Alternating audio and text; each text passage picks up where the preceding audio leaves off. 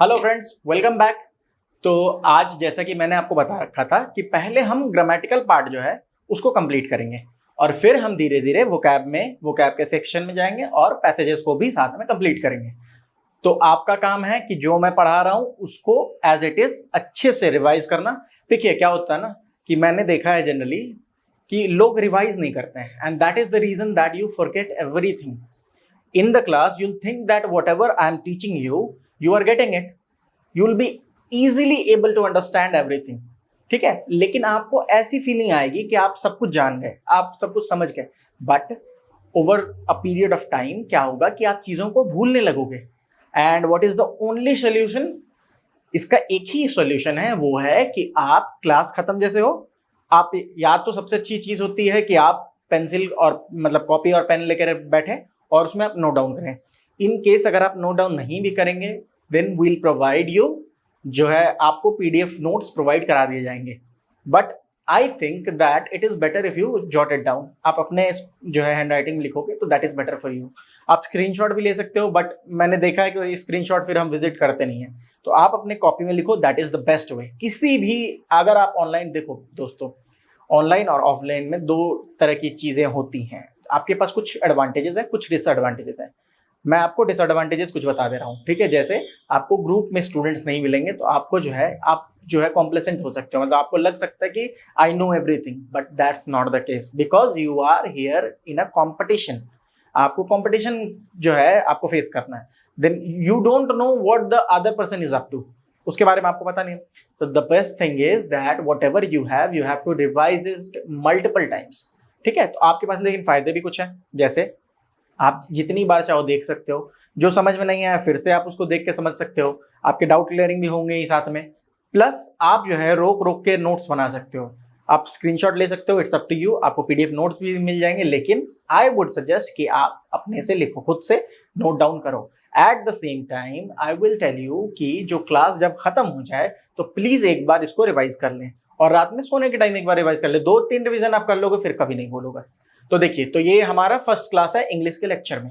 तो हम आज क्या पढ़ेंगे? आज हम पार्ट्स ऑफ स्पीच के बारे में कुछ जानेंगे, ठीक है। और देखते हैं जो भी हो पाए हमारे साथ पार्ट्स ऑफ स्पीच के साथ साथ वो हम कवर करने की कोशिश करेंगे।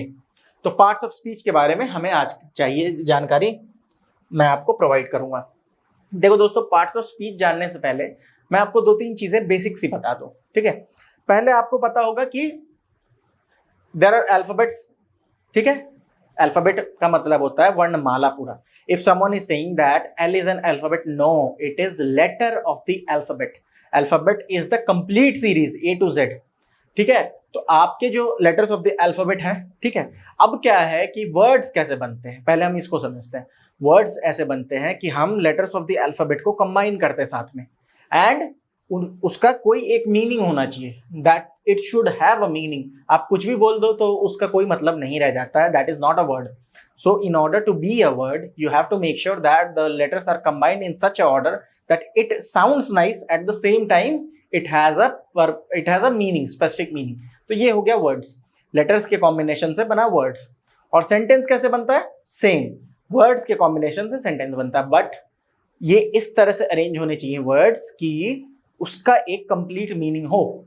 अगर मैं बोल दूं आई हैव अ डॉग, आपको पता है, ठीक है, सच में है भी मेरे पास, डेफी नाम है उसका, आई हैव अ डॉग, इसका आपको मतलब समझ में आ गया कि मेरे पास, मेरे घर में एक कुत्ता है, मैंने कुत्ते को पाल रखा है, यही मीनिंग आया आपको। अगर मैं बोल दूं आ हैव डॉग आई, समझ रहे हो, ये सेंटेंस नहीं हुआ because it does not make a complete sense. That's why it is important to arrange words in such an order that it makes a complete sense, and that is called a complete sentence, that is called a sentence, ठीक है। Phrase के बारे में मैं आपको बाद में बताऊंगा, ठीक है। सेंटेंस ये हो गया। अब speech, parts of speech, speech के पार्ट्स। स्पीच क्या है? स्पीच सीधी सी बात है, जो हम बोल रहे हैं वही स्पीच है। स्पीच यही है ना भाई, जो बोल रहे हैं हम। तो स्पीच में क्या है कि हम किस में बातें करते हैं? हम सेंटेंसेस में बातें करते हैं या फ्रेज में बातें करते हैं। फ्रेज मतलब हाफ सेंटेंस, सेंटेंस पूरा कंप्लीट नहीं हो, उसे हम फ्रेज बोलते हैं, ठीक है। तो सेंटेंसेस में बातें करते हैं जनरली हम। आप किसी से ही बात करते हो तो आप क्या करते हो? आप सेंटेंसेस फॉर्म करते हो और उसको समझाते हो, तो आप सेंटेंसेस में बात कर रहे हो। अब सेंटेंस जो आपने बनाया है 5 वर्ड का, 6 वर्ड का, 7 वर्ड का, 10 वर्ड का, जितने भी वर्ड का हो, उसमें हर एक वर्ड जो है वो क्या उसका फंक्शन है उस सेंटेंस में, यही जो डिनोट करेंगे इनको पार्ट्स ऑफ स्पीच बोल दिया जाएगा। ठीक है, समझ में आई बात? I hope it is easy and clear to you कि एक सेंटेंस को जब हम तोड़ते हैं तो अलग अलग पार्ट्स में तोड़ते हैं और इन्हीं को पार्ट्स ऑफ स्पीच बोल दिया जाता है। डेफिनेशन देख लेते हैं हालांकि जल्दी से। Parts of speech are the basic grammatical categories that classify words based on their functions and roles within a sentence. ठीक है, पार्ट्स ऑफ स्पीच क्या है? बेसिक ग्रामेटिकल कैटेगरीज हैं, ग्रामर के कैटेगरीज है, बेसिक कैटेगरीज है जो कि वर्ड्स को क्लासिफाई करते हैं, मतलब सॉर्ट करते हैं, कैटेगराइज करते हैं। किस पे बेस होके? उनके फंक्शंस, वर्ड के क्या फंक्शन है और उसका क्या रोल है विद इन अ सेंटेंस, इसे हम बोलते हैं पार्ट्स ऑफ स्पीच। ठीक है, बात समझ में आई? मैं एग्जांपल से समझा रहा हूं अभी आपको। The parts of speech provide a framework for understanding how words relate to each other and how they contribute to the overall meaning of a sentence. तो पार्ट्स ऑफ स्पीच जो है ये एक फ्रेमवर्क प्रोवाइड करते हैं जिससे हम समझ पाते हैं कि एक वर्ड दूसरे वर्ड से कैसे रिलेटेड है और सारे वर्ड्स मिलके कैसे कंट्रीब्यूट कर रहे हैं एक सेंटेंस को फॉर्म करने में। जैसे मैं एक एग्जांपल देता हूं आपको, ठीक है? एग्जांपल से things are better clear with examples. ठीक है, तो चलिए एक एग्जांपल हम ले लेते हैं। ठीक है, एक सेकेंड।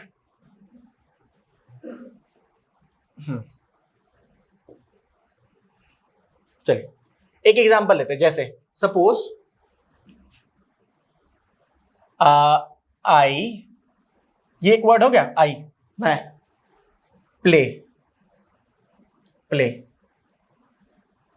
ये भी एक अलग वर्ड है, ये दोनों अलग अलग वर्ड्स हैं। अब देखो आई प्ले क्रिकेट या फुटबॉल, कुछ भी लिख दो, फुटबॉल, ये भी एक वर्ड है। तो कितने वर्ड्स है टोटल? 1 2 और 3। There are 3 words in this sentence. ये सेंटेंस बन रहा है ना, आई प्ले फुटबॉल, मैं फुटबॉल खेलता हूं। आपको समझ आ रहा है? वर्ड्स को हमने इस तरह से अरेंज किया है कि कंप्लीट सेंस जो है, मीनिंग आ रही है। तो ये इट इज अ सेंटेंस। इसमें कितने वर्ड्स है? 3 वर्ड्स है। अब आई, आई क्या हो गया? आई अभी तो आपको समझ नहीं आएगा बिकॉज अभी तो मैंने समझाया नहीं है। तीनों वर्ड्स जो है कुछ चीज को डिनोट करते हैं, कुछ फंक्शन है तीनों वर्ड्स का। ठीक है, जैसे अगर मैं बोलूं आई, आई 2 चीजें होती है एक सेंटेंस में, 2 चीजें होती है, एक को सब्जेक्ट बोलते हैं, एक को प्रेडिकेट बोलते हैं। सब्जेक्ट क्या होता है कि जिसके बारे में सेंटेंस में बात हो रही है उसे सब्जेक्ट कह देते हैं। ठीक है, जैसे आई प्ले फुटबॉल, बात किसके बारे में हो रही है? मेरे बारे में। Then I is the subject, जिसके बारे में बात हो रही है उसे सब्जेक्ट कहते हैं। और प्रेडिकेट क्या? कि जिसके बारे में जो बात हो रही हो, क्या बात हो रही है वो जब पूछते हैं तो वो प्रेडिकेट हो जाता है। मेरे बारे में बात हो रही है, आई क्या बात हो रही है? तो मैं फुटबॉल खेलता हूं, फुटबॉल खेलना, ये जो है फुटबॉल खेलता हूं, ये प्रेडिकेट हो गया। तो आई प्ले फुटबॉल। अब इसमें मैं आपको एक सिंपल एक काम करता हूं, इसको आई से को रिप्लेस कर देता हूं राम से। ठीक है, इजी हो जाएगा आपके लिए थोड़ा। ठीक है, क्योंकि सबको पता होगा नाउन के बारे में। तो राम, राम फर्स्ट वर्ड है, राम प्लेज हो जाएगा फिर यहाँ पे। ठीक है, राम प्लेज फुटबॉल। तो राम क्या है? राम यहाँ पे नाउन है। नाउन क्या होता है? नेमिंग वर्ड को कहते हैं। ठीक है, प्लेज, प्ले मतलब खेलना है, इसे हम वर्ब कहते हैं। ठीक है, और फुटबॉल भी एक तरह से नाउन है। ठीक है, अब क्या हुआ कि तीनों वर्ड्स के क्या रोल है, क्या फंक्शन है इस सेंटेंस में। इसका एक सेंटेंस का एक स्ट्रक्चर होता है, सब्जेक्ट वर्ब ऑब्जेक्ट ऐसे करके जो होते हैं उसके स्ट्रक्चर होते हैं, जो कि मैं आपको जब टेंस पढ़ाऊंगा तो बताऊंगा उसको डिटेल में। तो यहाँ जो इसका रोल है वही ये पार्ट्स ऑफ स्पीच हो गया।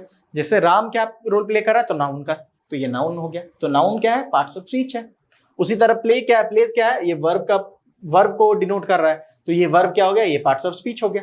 इसी तरह पार्ट्स ऑफ स्पीच टोटल बने हुए हैं। कहने का मतलब कि स्पीच को, एक सेंटेंस को जब हम कैटेगराइज करते हैं उनके रोल के, उनके फंक्शन के बेसिस पे, तो जो यूनिट्स हमें मिलते हैं, जो अलग अलग कैटेगरीज मिलते हैं, उन्हें हम पार्ट्स ऑफ स्पीच बोल देते हैं। ठीक है, इजी। चलिए तो देखते हैं पार्ट्स ऑफ स्पीच ये है। In total there are 8 parts of speech. ठीक है, टोटल कितने पार्ट्स ऑफ स्पीच है? 8। चलिए देखते हैं। चलिए जैसे एक सेकंड थोड़ा सा इधर कर देता हूं, आपको समझ जाएगा क्लियर। चलिए, तो पार्ट्स ऑफ स्पीच कितने हैं इन टोटल? 8 है। नाउन, फर्स्ट इज नाउन, दूसरा प्रोनाउन, तीसरा वर्ब, ये सबसे बड़ा चैप्टर है वर्ब। चौथा एडजेक्टिव, फिर इधर आते हैं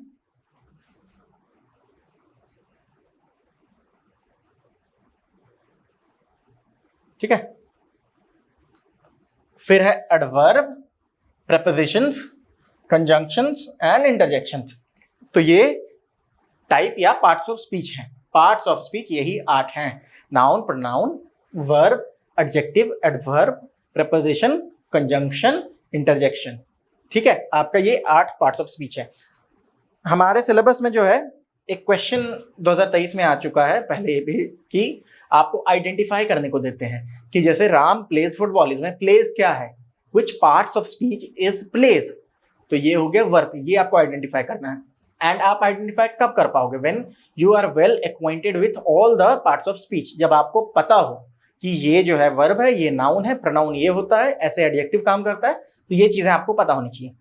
तो देखो, मोटा मोटी basically grammar is all about parts of speech, इसके अंदर सारी चीजें आ जाती हैं। कुछ चीजें अलग हैं, वो भी मैं आपको अच्छे से करा दूंगा, बट अभी हम क्या करेंगे, एक एक कैटेगरी को उठाएंगे और स्पेसिफिकली डेडिकेटेड क्लासेस हम उसके ले लेंगे। ठीक है, तो हम अच्छे से एक एक टॉपिक को समझने की कोशिश करेंगे। ठीक है, और उसके टाइप्स को भी थोड़ा बहुत देखते हुए चलेंगे। जैसे नाउन है, वो नाउन क्या होता है, उसके टाइप्स क्या होते हैं, फिर प्रोनाउन क्या है, टाइप्स क्या है, एग्जाम्पल्स क्या है, उस तरह से हम समझेंगे, ताकि when if there is a question on identifying which parts of speech is the following word in the sentence, then you are able to recognize it. That is our focus, कि आपको पता होने चाहिए कि ये कौन सा parts of speech है। चलिए, ठीक है, देखते हैं आगे। तो हम आज नाउन के बारे में पढ़ने वाले हैं। ठीक है, कि नाउन क्या है, सभी को पता होता है कि नाउन क्या है, बट जो है कुछ चीजें उसमें थोड़ी सी टेढ़ी होती हैं, जो हो सकता है कि आपको पता ना हो। जैसे टाइप्स ऑफ नाउन के बारे में आपको हो सकता है ना पता हो। तो नाउन क्या है, अ noun is the name of a person, place और थिंग। ठीक है, अ नाउन, इसमें मेन वर्ड क्या है पता है, इसमें मेन वर्ड है नेम। ये जो वर्ड है ना, सब खेल इसी का है, name. A noun is the name of a person, place और thing. In general it is a naming word.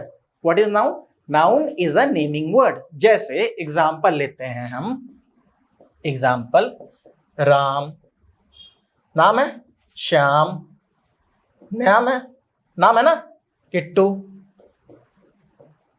अरे नाम कुछ भी हो सकता है। ठीक है, नाम है किट्टू। और क्या है, चंद्रयान, ये भी नाम ही है ना। चंद्रयान क्या है,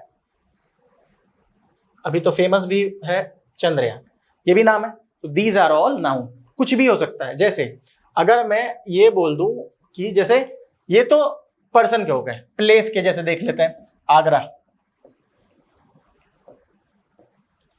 ये स्टेट है, ये भी नाम है। एक छोटा मोहल्ला हुआ, सपोज करो कि अगर मैं बोल दूं कि सरोजनी नगर, सरोजनी नगर, ये भी एक प्लेस है ना, तो ये भी नाम हो गया। फिर एट द सेम टाइम अगर मैं कोई बड़े, जैसे अगर मैं बोल दूं कि अगर मैं इसका नाम ले लूं कर्नाटका, ये एक स्टेट है, but this is a place, that's why this is also noun. कुछ भी नाम सिर्फ इस पे फोकस करना है कि क्या ये वर्ड नाम है कि नहीं है। ठीक है, तो कर्नाटका ये हो गया, नाम हो गया। फिर जैसे हम अगर रोम ले लें, इटली ले लें, यूएसए ले लें, कुछ भी ले लें, इजिप्ट ले लें, ठीक है, ये सारी चीजें क्या है, नाम है। तो दीज आर ऑल नाउन। ठीक है, बात समझ, Barack Obama, this is noun, Narendra Modi, this is noun, Arvind Kejriwal, ये सब नाम है ना, that is why it is noun. Thing, कोई भी चीज का भी कुछ नाम हो तो उसे भी हम नाउन कह सकते हैं। डेस्क नाउन है, टेबल नाउन है, चेयर नाउन है। नाम दे रहे हैं ना, वो एक कोई चीज है, जैसे एक चीज है जिसपे हम बैठते हैं, ठीक है, उसे हम क्या बुलाते हैं, नाम क्या दिया है उसको हमने, चेयर, तो ये क्या हो गया, ये नाम हो गया। तो that's why it is also noun. ठीक है, बात समझ आ रही है। तो a noun is the name of a person, place और thing. Any naming word is noun, as simple as that.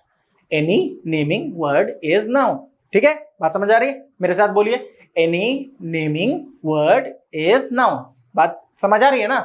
तो ये हो गया नाउन। मैं रिपीट क्यों कर रहा हूं, आपको लग रहा हो कि बच्चों की तरह रिपीट करें, बिकॉज देखो बच्चों, बहुत सारे ऐसे बच्चे हैं जिनको ग्रामर के बारे में अच्छी खासी नॉलेज होगी, but the class is not for the strongest, the most intelligent children. ठीक है, this is for those who are at the lower most level. उनके लिए क्लास होती है जनरली, ठीक है। तो मैं कोशिश कर रहा हूँ कि सबको एक साथ लेके चलूँ, ठीक है। तो अगर आपको आता है तो बहुत अच्छी बात है, लेकिन ये आपके रिविजन के लिए अच्छा होगा, ठीक है। एट द सेम टाइम बहुत सारी चीज़ें आपके लिए भी नहीं आएंगी। चलिए, अरे ऐसी चीज़, ऐसा थोड़ी है कि मेरे लिए कुछ नया नहीं हो सकता, बहुत सारी चीज़ें मैं भी आपसे सीखूंगा, ठीक है। तो this is a two way communication. चलिए, फीडबैक जरूर दें। चलिए, नाउन, टाइप्स ऑफ नाउन। देखिए बच्चों, नाउन को बहुत कैटेगरीज में तोड़ा गया है, ठीक है। बहुत तरह से तोड़ा गया है। जैसे कि अगर on the basis of number बोले तो 2 तरह के नाउन हो जाते हैं, काउंटेबल, अनकाउंटेबल। जिसको गिन सकते हैं, जैसे पेन गिना जा सकता है, ठीक है। अब सैंड वो गिना नहीं जा सकता, तो वो अनकाउंटेबल नाउन हो जाएगा। लेकिन इन जनरल जो नाउन के कैटेगरीज हैं 4 है। आप और बढ़ा सकते हो, बट जो मेनली कैटेगरीज हैं वो 4 ही हैं। कौन कौन से? Proper noun, common noun, collective noun, abstract noun, ठीक है। तो ये हम 1 बाय 1 अभी पढ़ने वाले हैं। Proper noun, common noun, collective noun, abstract noun, ये 4 तरह के नाउन आपको पढ़ने हैं। सिलेबस में आपके यही 4 नाउन है, proper, common, collective, abstract. Question ऐसे अभी तक आया नहीं है कि which part of noun, which type of noun is this word, but there are chances कि ऐसे क्वेश्चन आ जाएं। So we should be prepared about it, we should be prepared for it, ठीक है। चलिए देखते हैं, 1 बाय 1 देखेंगे, मस्ती से देखेंगे, ठीक है। परेशान नहीं होना है, आराम से देखेंगे। क्या है प्रॉपर नाउन? प्रॉपर नाउन क्या है कि it is the specific name of a particular person, place और thing. It is capitalized. Capitalized मैं बता रहा हूं। तो प्रॉपर नाउन का मतलब क्या हुआ कि किसी एक चीज, किसी एक पर्सन की बात करें, किसी एक जगह की बात करें, तो उसे जो नाम दिया जाएगा ना, उसे हम कहते हैं, जो स्पेसिफिक नाम होता है उसे हम कहते हैं प्रॉपर नाउन। जैसे आपका नाम होगा, कुछ भी होगा ना, जैसे मेरा नाम रजनीश है, तो रजनीश अगर यहाँ कुछ लोग हैं, यहाँ पे रजनीश बोला जाए, हो सकता है 3 रजनीश हो यहाँ पे, बट ये क्या स्पेसिफिक पर्सन का नाम है ना, तो that's why it is proper noun. जैसे example, John, Paris, Coca Cola, जैसे और भी कुछ भी एग्जाम्पल ले सकते हैं, लोगों के नाम ले सकते हैं। जैसे आप ले सकते हैं राजू, ठीक है। आप ले सकते हैं गुलाम, Shekhar. These are the names which we use in India. That's why I'm giving you these examples. तो ये सारे नाम अगर आप बोलोगे तो कोई स्पेसिफिक इंसान के लिए यूज होते हैं ना, that's why it is proper noun, ठीक है। और जब भी प्रॉपर नाउन किसी भी सेंटेंस में हम लिखते हैं तो ये कैपिटल में ही यूज होते हैं। जैसे अगर मैं कोई सेंटेंस लिखूं, सेंटेंस का फर्स्ट वर्ड हमेशा, फर्स्ट लेटर हमेशा कैपिटल होता है, ये तो आपको पता ही है। ये तो पता है ना आपको कि कभी भी सेंटेंस में फर्स्ट लेटर जो भी आएगा वो कैपिटल होगा। जो आई लेटर है, अगर मुझे डिनोट कर रहा है, सिर्फ आई एज वर्ड यूज हो रहा है, वो हमेशा कैपिटल यूज होगा, ये भी आपको पता होगा। अगर गॉड के लिए हिम यूज कर रहे हैं तो उसका एच हमेशा कैपिटल यूज होता है, भले बीच में सेंटेंस के यूज हो, बट एच कैपिटल यूज होगा गॉड के लिए, भगवान के लिए। उसी तरह कोई भी नाम अगर हम सेंटेंस में यूज करते हैं तो हम कैसे यूज करते हैं उसको, जैसे मैं एग्जांपल दे रहा हूं कि my aunt knows John, my aunt knows John. तो यहां पे देखो क्या है, मैंने फर्स्ट लेटर को तो कैपिटल कर दिया, माई के एम को, क्योंकि ये फर्स्ट लेटर है सेंटेंस का। बीच में कोई भी लेटर्स आपको कैपिटल नहीं दिखेंगे, लेकिन जॉन का जे कैपिटल। क्यों? क्योंकि प्रॉपर नाउन का जो फर्स्ट लेटर है वो हमेशा कैपिटल एज कैपिटल यूज होता है, ठीक है। तो जॉन हो गया प्रॉपर नाउन। फिर उसी तरह प्लेस को भी, जैसे रोम, इटली, ये सारी चीजें, ये जितने नाम है ना, ये प्रॉपर नाउन है। न्यू दिल्ली, सरोजनी नगर, लक्ष्मी नगर, निर्माण विहार, जो भी नाम है, ये सारे क्या है, ये प्रॉपर नाउन है, because they refer to a specific place, they refer to a specific person, they refer to a specific thing, ठीक है। बात समझ आई? इसे क्या बोलते हैं हम, कि जैसे रेनॉल्ड्स का पेन, तो रेनॉल्ड्स पेन जो है वो स्पेसिफिक नाम है, तो इसलिए ये जो क्या हो जाएगा, ये हो जाएगा प्रॉपर नाउन, ठीक है। चलिए, proper noun I hope easy समझ में आ गया होगा, ठीक है। नहीं भी होगा तो हम डाउट क्लियरिंग सेशन भी लेने वाले हैं। मेक श्योर कि आप अपने डाउट्स को अच्छे से नोट करके रखें, बिकॉज आप बाद में भूल जाओगे, इसीलिए। चलिए नेक्स्ट देखते हैं क्या, कॉमन नाउन। कॉमन नाउन क्या है? It is a general name given to a person, place, thing और idea. It does not refer to a specific individual और एंटिटी। देखिए, जैसे अब कॉमन नाउन कॉमन है, मतलब बहुत सारे चीजों को, बहुत सारे लोगों को अगर एक नाम दे दिया जाए तो उसे कॉमन नाउन कहेंगे। जैसे अगर मैं अपने कुत्ते का नाम, जैसे मेरा कुत्ता है उसका नाम है Daffy, Daffy is the name of my dog, ठीक है, मेरा पेट डॉग है, डैफी नाम है। तो डैफी प्रॉपर नाउन है। डैफी क्या है? Proper noun. बिकॉज अगर मैं डैफी बोलूंगा तो कोई एक स्पेसिफिक जो है ऑब्जेक्ट, एक स्पेसिफिक मतलब डॉग को, एक स्पेसिफिक एनिमल को मैं ये कर रहा हूँ, बता रहा हूँ उसके बारे में। लेकिन अगर वहीं पे मैं डॉग बोल दूं तो डॉग तो बहुत सारे हैं ना दुनिया में, एक पूरी की पूरी प्रजाति है डॉग।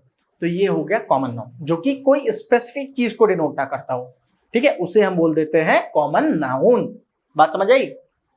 सेम देखिए यहाँ पे जो भी आएगा पर्सन, प्लेस और थिंग सबके लिए होगा। पर्सन के लिए भी हो सकता है, प्लेस के लिए भी हो सकता है। ह्यूमन बींग्स, ह्यूमन बींग्स क्या है?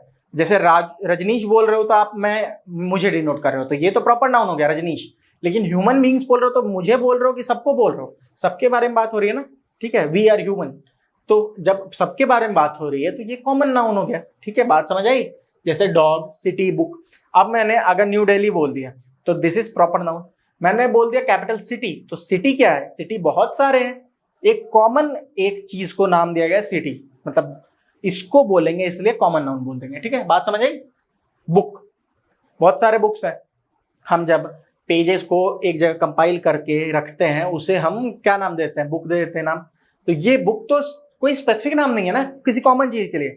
हर एक जो भी किताब है सबको बुक बोल सकते हैं। बट अगर हम बात करें किसी एक स्पेसिफिक बुक के बारे में, जैसे अगर हम बात कर दें कि रश्मि रति के बारे में, वेयर द माउंटेन्स एकोड के बारे में, सनसन लवर के बारे में, प्राइड एंड प्रेजुडिस के बारे में, तो these are the specific books. So therefore these are proper noun, जो नाम मैं ले रहा हूं।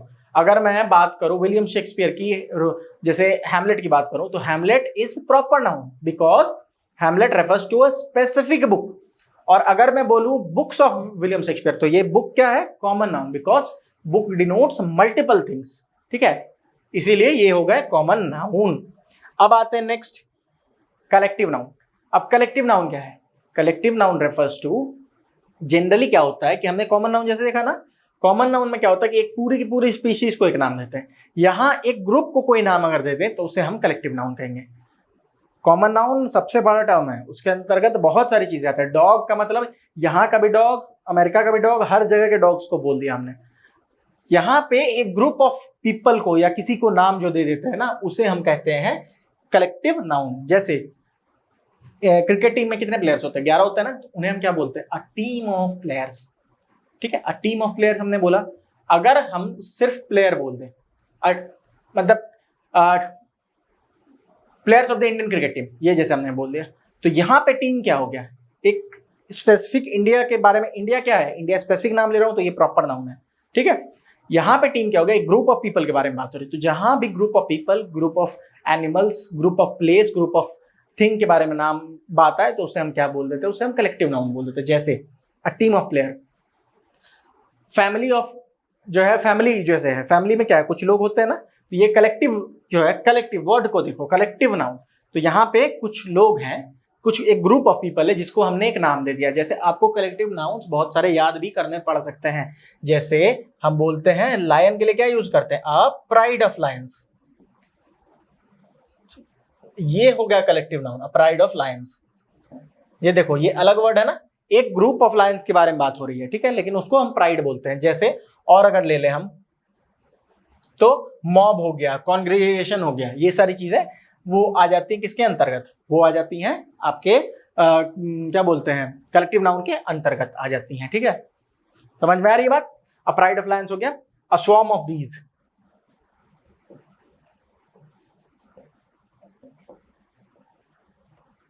अ flock of sheeps, flock of sheeps. I hope आपको बातें समझ में आ रही होंगी। यहाँ देखिए अलग अलग वर्ड यूज हो रहा है ना ग्रुप के लिए, अलग अलग ग्रुप के लिए, लायन के लिए प्राइड यूज हुआ, बी के लिए स्वॉर्म यूज हुआ, और शीप्स के लिए फ्लॉक यूज हुआ। तो ये हो गया कलेक्टिव नाउन। जब हम एक ग्रुप ऑफ पर्सन, प्लेस और थिंग को डिनोट करते किसी चीज से, उसे हम कलेक्टिव नाउन कह देते हैं। So I hope that it is easy for you to understand. समझ में आ गई होगी बात? तो प्रॉपर नाउन किसी स्पेसिफिक इंसान के बारे में जब बात करते हैं, कॉमन नाउन कि जब एक पूरे स्पीसीज को कोई नाम देते हैं, कलेक्टिव नाउन जब एक group of people, group of place, group of thing को कोई नाम देते हैं, ठीक है, इजी। चलिए आगे आता है एब्स्ट्रैक्ट नाउन। चलिए ये थोड़ा अलग है और समझने की चीज है। अभी तक जो भी चीजें हमने बात करी, जैसे अगर मैं रजनीश बोल रहा हूं तो आप मेरे बारे में बात करो, आप मुझे छू सकते हो ना, आप पता कर सकते हो ये एक इंसान है, फ्लैश और बोन्स का एक इंसान है, ठीक है। तो वो टेंजिबल और इनटेंजिबल दो चीजें होती है। टेंजिबल मतलब जिसको छू सकते हैं, इंटेंजिबल मतलब जिसको हम छू नहीं सकते हैं, ठीक है। टेंजिबल मतलब उसको बोलते हैं जनरली जिसको सेंस ऑर्गन्स के थ्रू फील किया जा सकता है। इंटेंजिबल जिसको जनरली सेंस ऑर्गन से फील नहीं किया जा सकता है, जिसको सिर्फ एक्सप्रेस मतलब जिसको सिर्फ जो है माइंड से उसको फील किया जा सकता है या फिर हार्ट से फील किया जाता है, जैसे लव।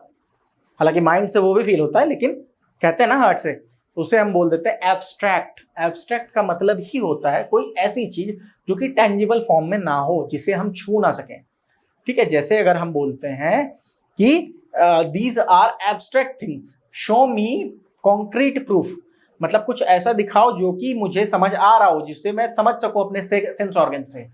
उसी तरह एब्स्ट्रैक्ट नाउन क्या होता है कि जिन चीजों को, जिन नाउन मतलब नेमिंग वर्ड, किसी प्लेस, पर्सन और थिंग जिसको हम छू ना सके, ठीक है, जिसको हम छू ना सके उसे, और ऐसे आइडिया जो कि ऐसे आइडिया, ऐसे क्वालिटी, ऐसे स्टेट, ऐसे कॉन्सेप्ट जिसको कि सेंसेस के थ्रू परसीव ना किया जा सके, उसे हम कह सकते हैं abstract noun. It refers to intangible things. जैसे मैं आपको एग्जांपल देता हूँ, लव क्या है, हमने नाम दे रखा है, किसी एक फीलिंग को हमने नाम दे रखा है लव। हैप्पीनेस, जैसे आपके मामा जी आए आपके घर पे, आपने पैर छुआ, वो जा रहे हैं, आपको 500 रुपए देके चले गए, ठीक है। तो this feeling that you feel when he gives you 500 rupees या 1000 रुपीज या कुछ भी हो सकता है किसी के केस में, तो दैट इज कॉल्ड हैप्पीनेस। हमने एक नाम दे रखा है ना उसको, एक स्टेट ऑफ माइंड को नाम दे रखा है, तो उससे हम क्या कह देते हैं, उससे हम कह देते हैं एब्स्ट्रैक्ट नाउन। इसको टच नहीं किया जा सकता है।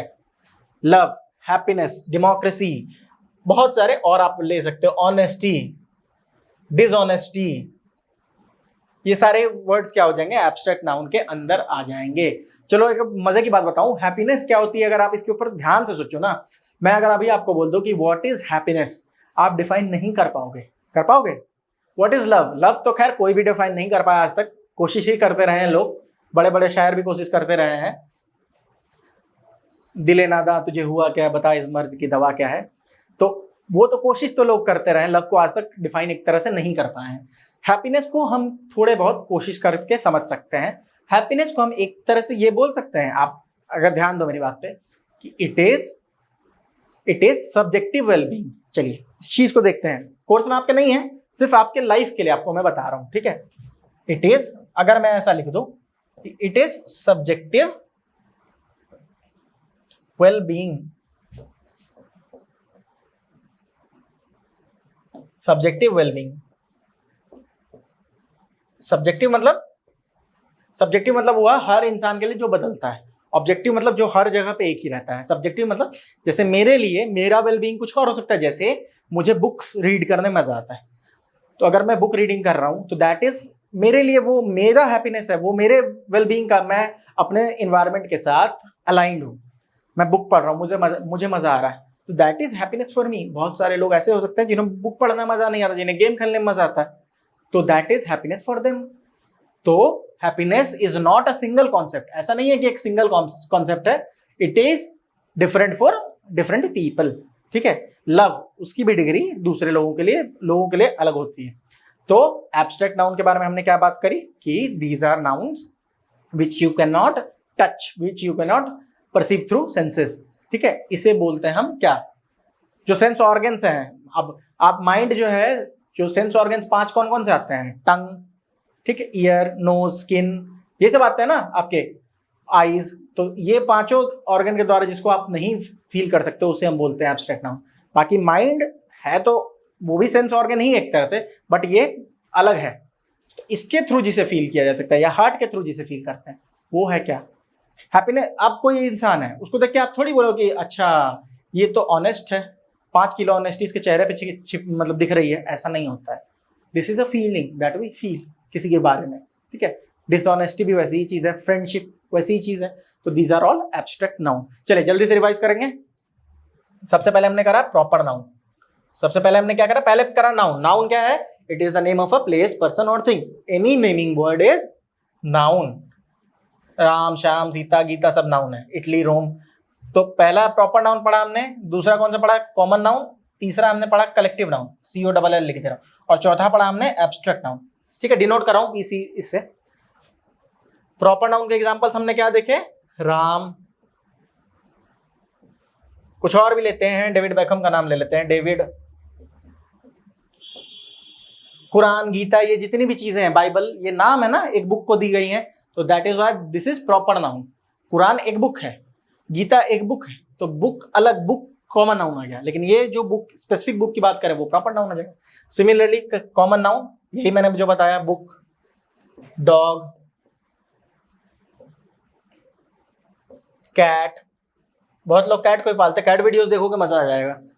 फिर कलेक्टिव नाउन, कलेक्टिव नाउन जैसे हमने जो बात करी, टीम, प्राइड, जो ग्रुप ऑफ पीपल के बारे में बात होती है, group of people, group of person, group of place, group of thing, इसके बारे में जो बात होती है उसे हम क्या बोल देते हैं, उसे हम अ कॉन्स्टिलेशन ऑफ स्टार्स, स्टार्स के कॉन्स्टिलेशन, कॉन्स्टिलेशन वर्ड यूज होता है वहां पे, ठीक है, उसे बोलते हैं, उसे क्या बोलते हैं, ये हो गया आपका collective noun. A congregation of mourners, ये होता है आपको कलेक्टिव नाउन। उसी तरह अब हम बात करेंगे एब्स्ट्रैक्ट नाउन के बारे में, जिसे कि टच के थ्रू या सेंसेस के थ्रू परसीव नहीं किया जा सकता है। ऑनेस्टी, लव, फ्रेंडशिप, ठीक है, ये सारी चीजें हैं जो कि आती हैं एब्स्ट्रैक्ट नाउन के अंतर्गत। आई होप कि आपको नाउन समझ में आ गया होगा कि अगर मैं आपको एक सेंटेंस दूं कि राम ईट्स मैंगो, अगर मैं बताऊं नाम कौन, इसमें से नाउन कौन कौन से हैं, तो आप क्या बताओगे, आप खुद से लिख लो, आपको नेक्स्ट वीडियो में बताऊंगा। Ram Yeats mango, Ram Yeats mango लिख दे रहा हूं, और नेक्स्ट क्लास में पूछूंगा कि आप मिला लेना अपने तरफ से, राम ऐसे नहीं लिखना, Yeats, sorry, Ram Yeats mango. इस सेंटेंस में नाउन कौन कौन से हैं प्लीज आप लोग अपने टेक्स्ट बुक आपके कॉपी में लिख के रखो, अगले क्लास में मैं इसको डिटेल में नहीं डिस्कस कर दूंगा, ठीक है, बता दूंगा, and then you will be able to understand कि क्या क्या नाउन किस तरह से आपको क्वेश्चन पूछे जाएंगे। चलिए, तो ये रहा हमारा आज पहला क्लास नाउन का, आई होप आपको अच्छा लगा होगा, ठीक है। चलिए, तो मिलते हैं नेक्स्ट क्लास में, आराम से फिर पढ़ेंगे, और नेक्स्ट क्लास में हम प्रोनाउन को स्टार्ट करेंगे। थैंक यू, रिवाइज करते रहे, ठीक है, रिवाइज करते रहेंगे, उतने ही सुखी आप रहेंगे। चलिए, मिलते हैं नेक्स्ट क्लास में, बाय बाय।